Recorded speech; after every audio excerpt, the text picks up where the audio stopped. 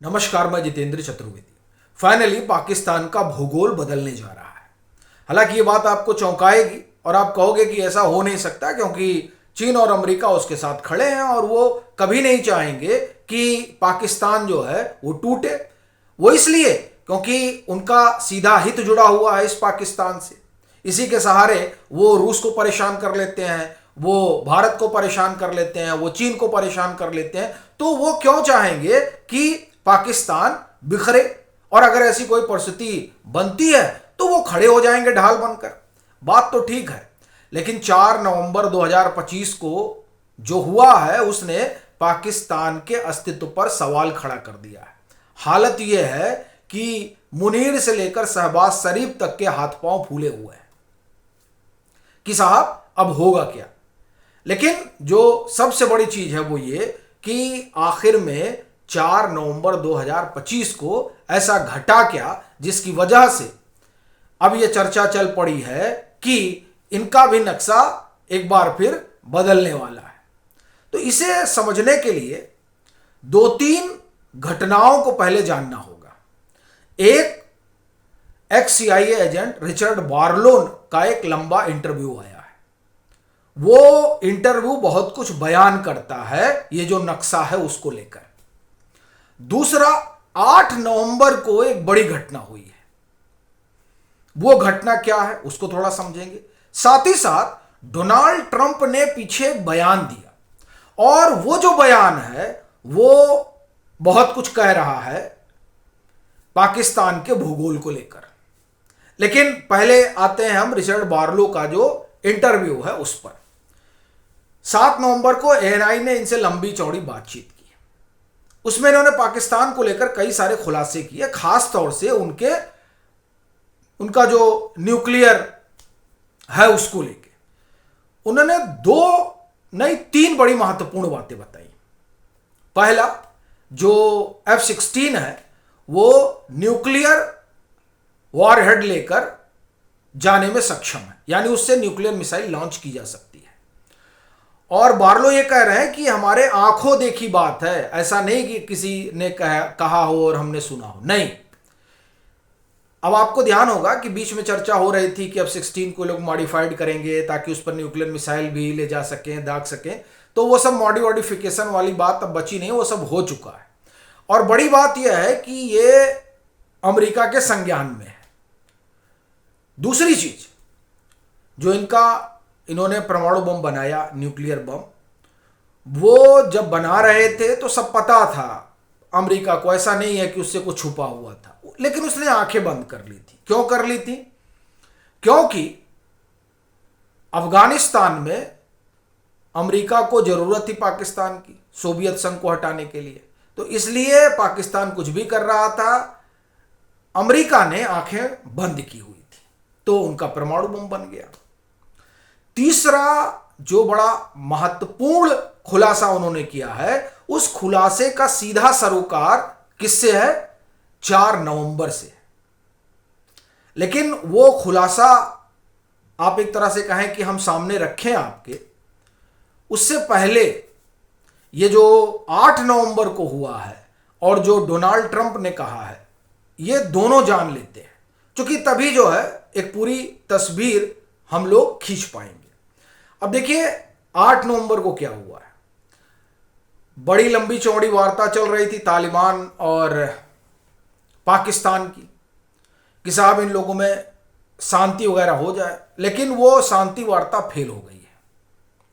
और ये जो शांति वार्ता फेल हुई है, ये आप समझिए कि पाकिस्तान के लिए बहुत बड़ी खतरे की घंटी है। क्योंकि जो हम लोग भूगोल चेंज की बात कर रहे हैं ना, उसमें एक फैक्टर अफगानिस्तान भी है। क्योंकि अफगानिस्तान जो है वो ग्रेटर अफगानिस्तान की बात कर रहा है। अब ये ग्रेटर अफगानिस्तान की बात कर रहा है। और तीसरा खुलासा जो रिचर्ड बार्लो का है वो ये कि जो इनका अपना न्यूक्लियर प्लांट है पाकिस्तान का, उसको उड़ाने के लिए इजराइल ने भारत से कहा था कि हम लोग मिलकर जो है इसका न्यूक्लियर खत्म ही कर देते हैं, न रहेगा बांस न बजेगी बांसुरी। यह बाकायदे रिचर्ड बार्लो ने खुलासा किया है।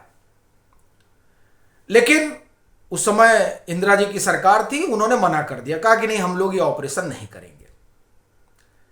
अब आप देखिए कि उस समय तो मना कर दिया गया था, और ये बात सही है कि इजराइल की ये कोशिश रही है कि ये जो पाकिस्तान के पास परमाणु बम है ना, इसको खत्म करना बड़ा जरूरी है। वो इसलिए क्योंकि बड़ी समस्या ये है कि अगर कहीं हमास के हाथ में लग गया, हिजबुल्ला के हाथ में लग गया, और क्या भरोसा इनका कि वो किसको दे दे।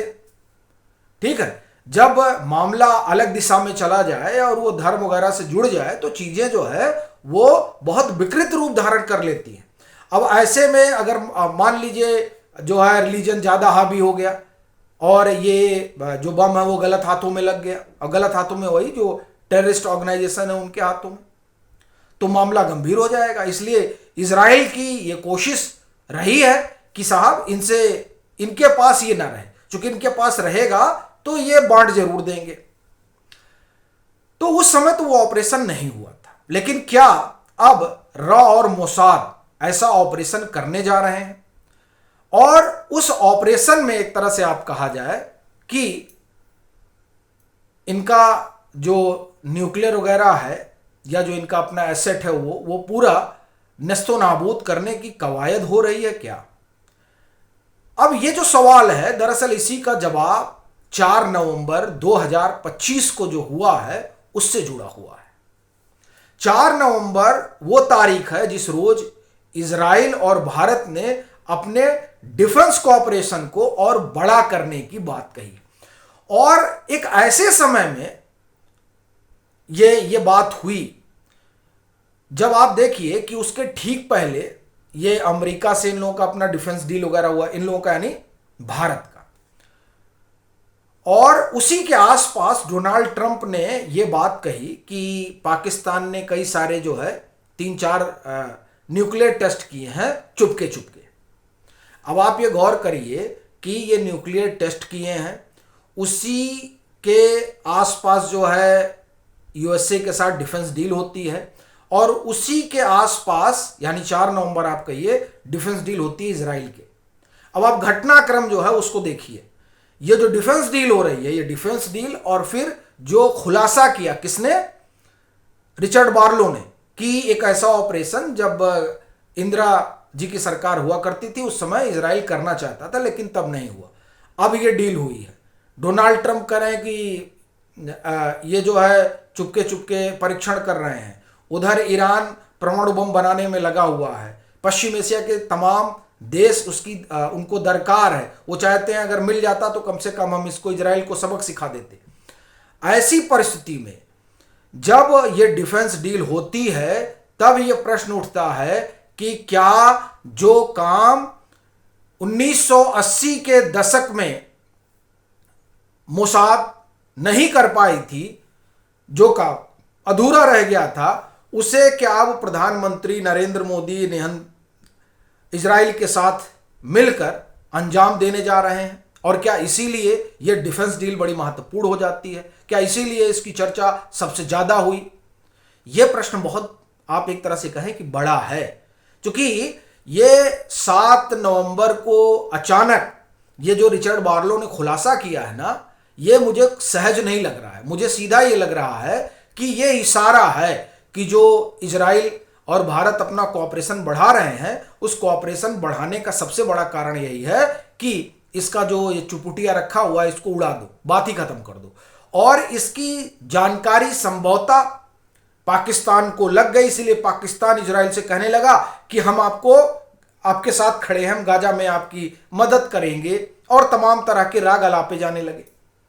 तो ये जो पूरा घटनाक्रम है ये महज इत्तफाक नहीं है, और इसमें अगर आप बांग्लादेश कह रहा हूं, अफगानिस्तान को जोड़ लीजिए, जो ग्रेटर अफगानिस्तान की बात कर रहा है, यानी वो आधा पाकिस्तान को अपने नक्शे में जोड़ रहा है। और भारत ये कह रहा है कि हम उनकी इंटरल जो टेरिटोरियल इंटीग्रिटी है उसका सम्मान करते हैं। अब हम टेरिटोरियल इंटीग्रिटी का सम्मान करते हैं, यानी अगर हम इसको और डिटेल करें तो इसका मतलब ये हुआ कि जो नक्शा वो साझा कर रहे हैं, क्योंकि जो तालिबान अफगानिस्तान दावा कर रहा है उसको मान रहे हैं, उसकी टेरिटोरियल इंटीग्रिटी जो है वो आधा पाकिस्तान में है, तो हम उसको स्वीकार करते हैं कि हाँ जो है बलूचिस्तान और पख्तून तक जो है, खैबर पख्तून तक इनकी सीमा है।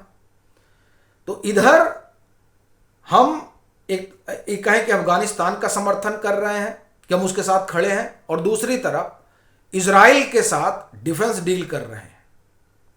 तो क्या वाकई में भारत इजराइल के साथ कोई बड़ा ऑपरेशन प्लान कर रहा है, और उसकी वजह से पाकिस्तान का जो भूगोल है वो बदलने की स्थिति में आ गया है?